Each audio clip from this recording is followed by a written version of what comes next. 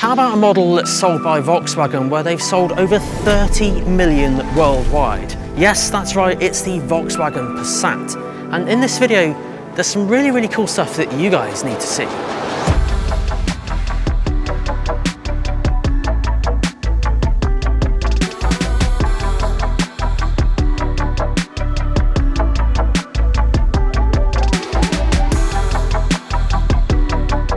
So in this first look and a sneak preview, as I was recording the video, I noticed that Volkswagen actually had a couple of extra colours here, so I decided to include those as well, as colours can sometimes weirdly change a car's overall look and design. This green one here is called Mariposit Green, the white, Oryx White, the red colour is Chili Red, and the blue, which was honestly my favourite out of all of them. So let's have a look at some dimensions, because it's roomier than ever before.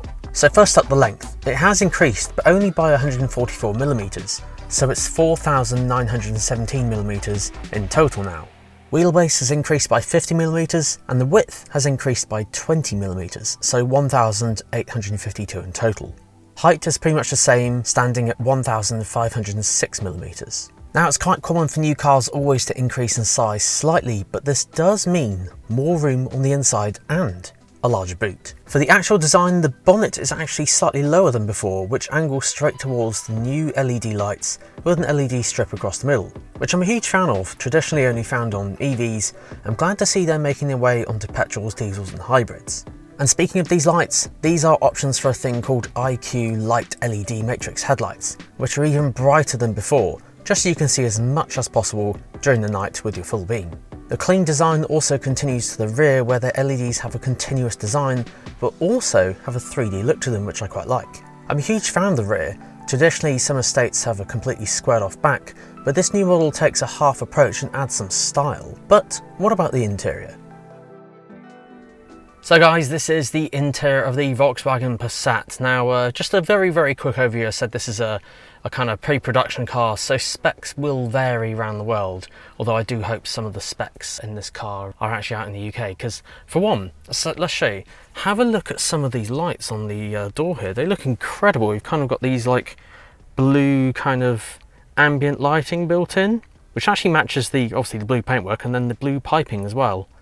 Now moving around over to this side, you'll notice that the steering wheel here actually has physical buttons, which is amazing to see because I know some people don't actually like the touch kind of element to them, but yeah, they're actual buttons that you can physically press. Which bring us neatly onto the digital instrument cluster. So yes, all digital, not an analog dial in sight, which is obviously very futuristic, very good to see.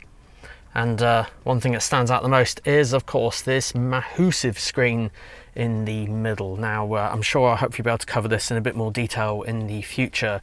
But yes, of course, all touchscreen, loads of little apps here to control different elements of the car. And then underneath is all of the climate control. So this is how you adjust your temperature and things like that. Now, one thing is slightly different to other Volkswagens. Usually the gear stick is down here in the middle, but you actually notice there's a start-stop button to, of course, turn it on and off.